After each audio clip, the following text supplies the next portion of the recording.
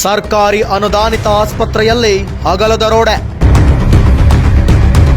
Mysuru NGO ಆಸ್ಪತ್ರೆಯಲ್ಲಿ ಉಚಿತ ಚಿಕಿತ್ಸೆಗೆ ಕೊಡಬೇಕು ದುಡ್ಡು. ಮಗುವಿಗೆ ನಾವು ಹೇಳುವ ಚುಚ್ಚುಮದ್ದನ್ನೇ ಹಾಕಿಸಿಕೊಳ್ಳಲೇಬೇಕೆಂದ ಮಕ್ಕಳ ಕೂಟ ಆಸ್ಪತ್ರೆ. ಪ್ರತಿ ಬಾರಿಯೂ ಚುಚ್ಚುಮದ್ದಿಗೆ 2,400 ರೂಪಾಯಿ ನೀಡಬೇಕೆಂದ ಆಸ್ಪತ್ರೆಯ ಸಿಬ್ಬಂದಿ.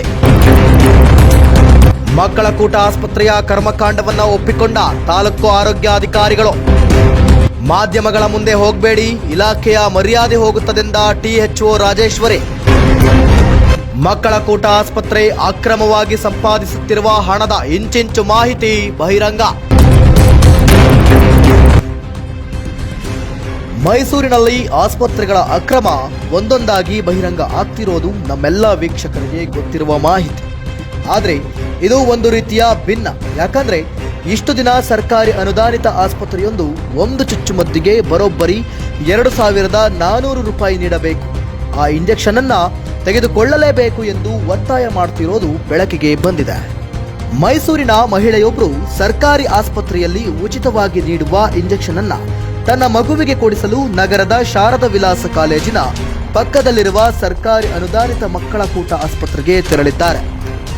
ಆದರೆ ಆಸ್ಪತ್ರೆಯ ಸಿಬ್ಬಂದಿ ನಾವು ಹೇಳೋ ಇಂಜೆಕ್ಷನ್ ಹಾಕಿಸಿಕೊಳ್ಳಲೇಬೇಕು, ಆ ಚುಚ್ಚುಮದ್ದಿನ ಬೆಲೆ 2,400 ರೂಪಾಯಿ, ಅಷ್ಟು ಕೂಡ ಕೊಟ್ಟು ಹಾಕಿಸಿಕೊಳ್ಳಿ ಅಂತ ಪ್ರೆಷರ್ ಹಾಕಿದ್ದಾರೆ. ಅಲ್ಲ ಸ್ವಾಮಿ, ಎನ್ಜಿಒ ಮಾಡಿಕೊಂಡು ಈ ರೀತಿಯಾಗಿ ಸರ್ಕಾರದಿಂದ ಉಚಿತವಾಗಿ ಬರೋ ಔಷಧಿಗಳನ್ನು ಸಾವಿರಾರು ರೂಪಾಯಿಗಳಿಗೆ ಮಾರ್ಕೊಂಡು ದುಡ್ಡು ಮಾಡ್ಕೊಳ್ತಾರೆ ಅಂದರೆ ಎಲ್ಲರೂ ಸಹ ಬಿಸ್ನೆಸ್ಗೆ ಬಂಡವಾಳ ಹಾಕಿ ವ್ಯಾಪಾರ ಮಾಡೋದನ್ನ ಬಿಟ್ಟು ಎಲ್ಲರೂ ಎನ್ಜಿಒಗಳನ್ನು ಮಾಡಿಕೊಂಡು ದುಡ್ಡು ಮಾಡ್ತಾರೆ ಅಷ್ಟೇ. ಈ ವಿಚಾರವಾಗಿ ಮಗುವಿನ ತಂದೆ ಮಾತನಾಡಿರುವಂತಹ ಒಂದು ಆಡಿಯೋ ಕ್ಲಿಪ್ಪಿಂಗ್ ಅನ್ನ ಕೇಳ್ಕೊಂಬರೋಣ. ಮಕ್ಕಳ ಕೂಟ ಅಂತ ಬರುತ್ತೆ ಗೊತ್ತಾ ಮೇಡಮ್? ಮಕ್ಕಳ ಕೂಟ ಅಂತ ಲಸಿಕರಣ ಎಲ್ಲ ಇದು ಮಾಡ್ತಾರೆ ನೋಡಿ. ಮಕ್ಕಳಿಗೆ 6 ಮಂತ್ಸ್ 8 ಮಂತ್ಸ್ 10 ಮಂತ್ಸ್ ಎಲ್ಲ ಹಾಕಿರ್ತಾರಲ್ಲ ಡೋಸೇಜ್ಗಳು. ಹೌದು. ಹೌದು ಮೇಡಮ್. ಇದು ಶಾರದಾ ವಿಲಾಸ್ ಎದುರುಗಡೆ ಒಂದು ಮಕ್ಕಳ ಕೂಟ ಅಂತ ಇದೆ ಮೇಡಮ್. ಓಕೆ. ಆಕ್ಚುಲಿ ಇಲ್ಲಿ ಏನಾಯ್ತು ಅಂತ ಅಂದ್ರೆ, ನಾವು ನನ್ನ ಮಗುಗೆ ಆಕ್ಚುಲಿ 10 ಮಂತ್ಸ್ ಇರ್ಬೇಕಾದ್ರೆ 9 ಮಂತ್ಸ್ ಡೋಸೇಜ್ ನ ಕೊಡ್ಸಕ್ ಹೋಗಿದ್ವಿ ಮೇಡಮ್. ಆಯ್ತು. ಓಕೆ. ಅಂಡ್ ಎವ್ರಿ ಟೈಮ್ ಅವರು ನನ್ನ ವಯಸ್ಸಿಗೆ ದುಡ್ಡು ಕೇಳ್ತಾ ಇದ್ರಂತೆ. ಯಾವ್ದು ಕೇಳ್ತಾ ಇದ್ರು ಅಂತ ಅಂದ್ರೆ, ಎಕ್ಸ್ಟ್ರಾ ಪ್ರೈವೇಟ್ ವ್ಯಾಕ್ಸಿನ್ಸ್ ಬರುತ್ತೆ ನೋಡಿ, ಅಥವಾ ಇನ್ನೊಂದು ಇದೆಲ್ಲ ಅದು ದುಡ್ಡು ಕೇಳ್ತಾ ಇದ್ರಂತೆ. ನಮ್ಗೆ ಅದು ಗೊತ್ತಿಲ್ಲ ಆಕ್ಚುಲಿ. ನಮ್ ತಲೆಗೆ ಏನ್ ಬಂತು ಅಂತ ಅಂದ್ರೆ, ಇದ್ರ ಗೌರ್ಮೆಂಟ್ ಎಲ್ಲ ಏನಕ್ಕೆ ದುಡ್ಡು ಕೇಳ್ತಾ ಇದಾರೆ ಅನ್ಕೊಂಡು ನಾವು ಅದನ್ನ ಇದು ಮಾಡ್ಕೊಂಡ್ವಿ. ನಂತರದಲ್ಲಿ ನಾನೇನ್ ಮಾಡಿದೆ, ಜನಸ್ಪಂದನ ಅಂತ ಬರುತ್ತೆ ಗೊತ್ತೆ, ಜನಸ್ಪಂದನಗೆ ಕಾಂಟ್ಯಾಕ್ಟ್ ಮಾಡಿದೆ ಮೇಡಮ್. ಕಾಂಟ್ಯಾಕ್ಟ್ ಮಾಡಿ ನಾನು ಈ ತರ ದುಡ್ಡು ಕೇಳ್ತಾ ಇದಾರೆ ಅಂದ್ರೆ ಯಾವ ರೀತಿ ಮಾಡಿದಾರೆ ಅಂತ ಅಂದ್ರೆ, ತಾಯಿ ಕಾರ್ಡ್ ಅಂತ ಬರುತ್ತಲ್ಲ, ತಾಯಿ ಕಾರ್ಡ್ಗೆನೆ ಅವರು ದುಡ್ಡನ್ನ ಕಟ್ಟಿ ಅಂತ ಅಂದ್ಬಿಟ್ಟು 2,400 ರೂಪಾಯಿನ ಬರೆದು ಬಿಟ್ಟು ಅಟ್ಯಾಚ್ ಮಾಡ್ತಾ ಇದಾರೆ. ಅದನ್ನಲ್ಲೇ ಇದು ಯಾವ್ದು ಮಕ್ಕಳ ಕೂಟದಲ್ಲೇ ಮಾಡ್ತಾರೆ. ಓಕೆ, ಆಯ್ತು. ಓಕೆ. ನಾನು ಜನಸ್ಪಂದನಗೆ ಕಾಂಟ್ಯಾಕ್ಟ್ ಮಾಡಿದೆ ಮೇಡಮ್. ಸರಿ. ಜನಸ್ಪಂದನಗೆ ಕಾಂಟ್ಯಾಕ್ಟ್ ಮಾಡಿ ನಾನು ಒಂದು ಗ್ರೇವಿಯನ್ಸ್ ಹಾಕ್ತಾ ಅವ್ರಿಗೆ. ಅದೇನಾಯ್ತು, ಸಡನ್ ಆಗಿ ನಿನ್ನೆ ನನಗೆ ಫೋನ್ ಬಂತು ಮೇಡಮ್. ಅಲ್ಲಿ DHOಗೆ ಫಾರ್ವರ್ಡ್ ಆಗಿದೆ, ಹೆಲ್ತ್ DHOಗೆ ಇನ್ಸ್ಪೆಕ್ಟರ್ಗೆ ಯಾಕೋ ಫಾರ್ವರ್ಡ್ ಆಗಿದೆ ಮೇಡಮ್. ಅವರೆಲ್ಲ ಬಂದ್ರು ಅಲ್ಲಿಗೆ. ಬಂದು ನಂತರದಲ್ಲಿ ಒಬ್ರು ಮೇಡಮ್, ಆಕ್ಚುಲಿ ಒಬ್ರು ಮೇಡಮ್ ಮತ್ತೆ ಒಂದು 3 ಜನ ಜೆಂಟ್ಸ್ ಎಲ್ಲ ಬಂದ್ರು. ಅವರು ಚೀಫಲ್ ಬಂದ್ರು ಮಾಮೂಲಿ. ನಂತರದಲ್ಲಿ ಅಲ್ಲಿ ಅವರು ಬಂದ್ರು, ಮಾತಾಡಿದ್ರು. ಮೇಡಮ್ ಅವ್ರು ಏನ್ ಹೇಳಿದ್ರು ಅಂತ ಅಂದ್ರೆ, ಇವರು ಪ್ರೈವೇಟ್ ವ್ಯಾಕ್ಸಿನ್ಸ್ ನ ಕೊಡಂಗೇ ಇಲ್ಲ ಗೌರ್ಮೆಂಟ್ ಅಲ್ಲಿ. ಗೌರ್ಮೆಂಟ್ ಅಲ್ಲಿ ಪ್ರೈವೇಟ್ ವ್ಯಾಕ್ಸಿನ್ಸ್ ಕೊಡಂಗೇ ಇಲ್ಲ. ಅಂತದ್ರಲ್ಲಿ ಇವರು ದಿನಕ್ಕೆ ಅವ್ರ ಲೆಕ್ಕರ್ ಅಲ್ಲಿ 42 ಜನಕ್ಕೆ ಮೇಡಮ್ ಇವರು ಅವತ್ತೊಂದು ಡೇಟಾ ಕೊಟ್ಟಿದ್ದಾರೆ. ಅಂದ್ರೆ ಇಲ್ಲಿ ತನಕ ಅವರು ಎಷ್ಟು ಜನಕ್ಕೆ ಕೊಟ್ಟಿರ್ಬೇಡ ಅಂತ ಮೇಡಮ್ ಈ ತರ. ಅಂದ್ರೆ ಪೇಮೆಂಟ್ ಕಲೆಕ್ಟ್ ಮಾಡಿ ಪ್ರೈವೇಟ್ ಡೋಸೇಜಸ್ ನ ಅಲ್ಲೇ ಕೇಳಿದ್ರಲ್ಲ ವೀಕ್ಷಕರೇ, ಜನರ ಬಳಿ ದುಡ್ಡು ಮಾಡಲು ಆಸ್ಪತ್ರೆಯವರು ಏನೆಲ್ಲ ಗಿಮಿಕ್ ಮಾಡ್ತಿದ್ದಾರೆ ಅಂತ.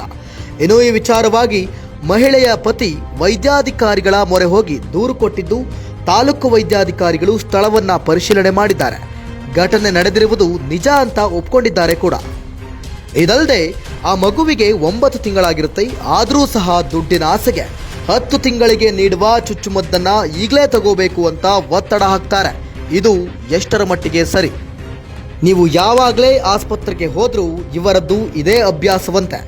ಒಂದು ಮಗುವಿಗೆ 2,400 ರೂಪಾಯಿ ಆದ್ರೆ ದಿನವೊಂದಕ್ಕೆ 5 ರಿಂದ 10 ಮಕ್ಕಳಿಗೆ ಚುಚ್ಚುಮದ್ದು ಹಾಕ್ತಾರೆ. ಅಂದಾಜು ಒಂದು ದಿನಕ್ಕೆ 17,000 ರೂಪಾಯಿ ಆಗುತ್ತೆ. ತಿಂಗಳಿಗೆ 5 ಲಕ್ಷಕ್ಕೂ ಅಧಿಕ ಹಣವನ್ನ ಸಂಗ್ರಹ ಮಾಡ್ತಾರೆ. ಇದರಲ್ಲಿ ಖರ್ಚೇನಿದೆ? ಇವರ ಬಂಡವಾಳವೂ ಕೂಡ ಏನಿದೆ? ಸರ್ಕಾರದಿಂದ ಉಚಿತವಾಗಿ ತಗೊಳ್ಳೋದು, ಅಧಿಕ ಹಣಕ್ಕೆ ಮಾರೋದು. ಇದೇ ಕಾರಣಕ್ಕೆ NGO ಮಾಡ್ಕೊಂಡ್ರ.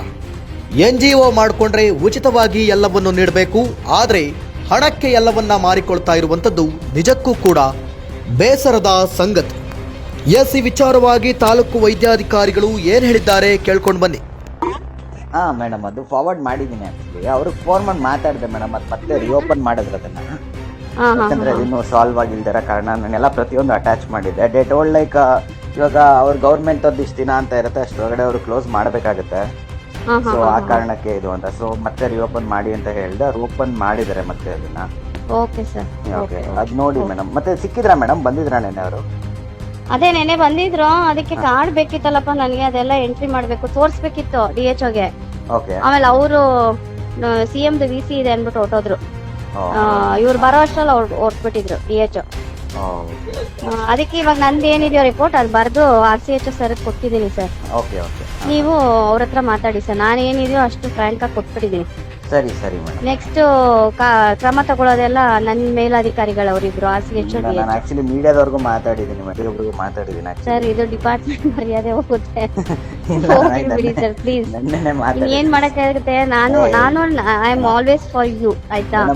ನಾನು ಇದೆಲ್ಲ ಇಷ್ಟನೇ ಪಡಲ್ಲ. 2400 ಆ ಟ್ರಸ್ಟ್ ಅವರು ನೋಡಿ, ನಮ್ಮ ಗವರ್ಮೆಂಟ್ ಹಾಸ್ಪಿಟಲ್ಗಳಲ್ಲಿ ಹೋಗ್ ನೋಡಿ, ಯಾರಾದ್ರೂ ದುಡ್ಡು ತಗೋತಾರ ಹೋಗ್ ನೋಡಿ PCBಗೆ.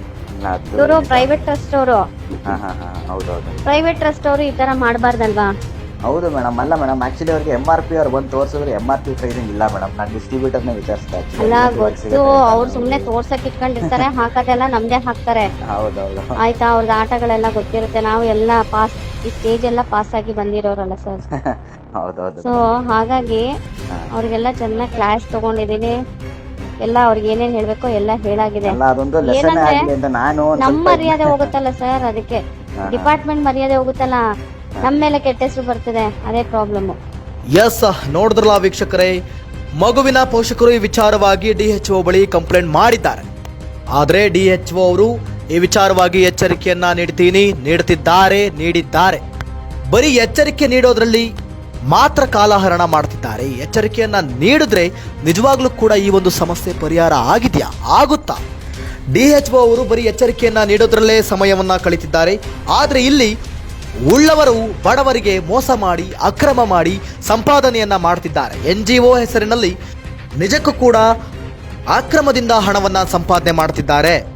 ಉಳ್ಳವರೇ ಹೀಗೆ ಸಂಪಾದನೆಯನ್ನ ಮಾಡ್ತಾ ಇದ್ರೆ, ಇನ್ನು ಸರ್ಕಾರದ ಅನುದಾನದಲ್ಲಿ ಸಿಗುವಂತಹ ಉಚಿತ ಔಷಧಿಗಳನ್ನ ಬಡವರು, ಸಾಮಾನ್ಯ ಜನರು ಪಡೆದುಕೊಳ್ಳುವುದು ಹೇಗೆ? ಉಚಿತವಾಗಿ ಪಡೆದುಕೊಳ್ಳುವುದು ಹೇಗೆ?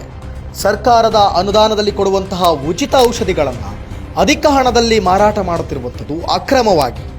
ಇದು ಭಾರಿ ದೊಡ್ಡ ತನಿಖೆ ಆಗಲೇಬೇಕು ಈ ವಿಚಾರದಲ್ಲಿ. DHO ಅವರು ಬರೀ ಎಚ್ಚರಿಕೆಯನ್ನ ನೀಡೋದಲ್ಲ, ಈ ರೀತಿಯಾಗಿ ಅಕ್ರಮ ಮಾಡುವವರ ವಿರುದ್ಧ ಸರಿಯಾದ ರೀತಿಯಲ್ಲಿ ತನಿಖೆಯನ್ನು ನಡೆಸಿ ಅಂತಹವರ ವಿರುದ್ಧ ಕ್ರಮವನ್ನು ಕೈಗೊಳ್ಳಬೇಕು. ಇಲ್ಲ ಅಂದರೆ ಇಂತಹ ಅಕ್ರಮ ಮಾಡುವಂತಹ ಅನೇಕ ಆಸ್ಪತ್ರೆಗಳು ಮೈಸೂರಿನಲ್ಲಿ ದಿನೇ ದಿನೇ ಹುಟ್ಟುತ್ತಲೇ ಇರುತ್ತವೆ. ಜನ ಆಸ್ಪತ್ರೆಗೆ ಯಾರನ್ನು ನಂಬಿ ಹೋಗಬೇಕು? ಹೀಗಾಗಿ DHO ಅವರು ಈ ಬಗ್ಗೆ ಎಚ್ಚೆತ್ತುಕೊಂಡು ತನಿಖೆಯನ್ನು ನಡೆಸಿ ತಪ್ಪು ಮಾಡಿದವರ ವಿರುದ್ಧ, ಅಕ್ರಮ ಮಾಡಿದವರ ವಿರುದ್ಧ ಕ್ರಮವನ್ನು ಕೈಗೊಂಡು ಸರಿಯಾದ ರೀತಿಯಲ್ಲಿ ಶಿಕ್ಷೆಯನ್ನು ಒದಗಿಸಬೇಕು. ಎಸ್, ಸುದ್ದಿ ಕೊಟ್ಟಿದ್ದು ನಾನು ನಿಮ್ಮ ಅಶ್ವದಿವಿತ್. ನೀವು ನೋಡ್ತಿದ್ದೀರಾ ಶ್ರೀ ವಿಜಯ TV 24. ಇದು ನಂಬಿಕೆಯ ಪ್ರತಿಬಿಂಬ.